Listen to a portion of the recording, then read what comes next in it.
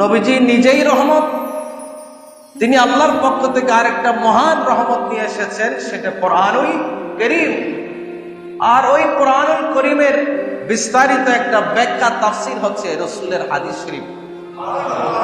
রাসূল কারীম আমাদের জন্য সেই তিনটা নিয়ামত রেখে গেলেন। উম্মত যদি মুক্তি পেতে চায়, নাজাত পেতে চায়, দুনিয়া আখিরাতে সফল হতে চায়, সোনার মানুষ হতে চায়, সফল জীবন গঠন করতে চাই, এই তিনটা জিনিসের সাথে তাকে সম্পৃক্ত থাকতে হবে। তিনটা বিষয়ের সাথে তাকে কি করতে হবে? সম্পৃক্ত। সম্মানিত হাজরিন, আমি গত জুমায়ও আলোচনা করেছিলাম সাহাবায়ে কেরাম তারা কিভাবে সাহাবী হয়েছেন। তারা রসুলের সাথে সম্পর্ক রেখেছে, তারা রসুলের সাথে মহব্বত রেখেছে, রসুলের আদর্শের সাথে মহব্বত রেখেছে, কোরআনুল কারীমের সাথে তাদের সম্পর্ক হয়েছে।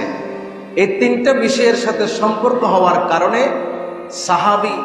তারা সাহাবী হয়েছেন, তারা পৃথিবীতে শ্রেষ্ঠ মানুষ হয়েছেন, সোনার মানুষে পরিণত হয়েছে।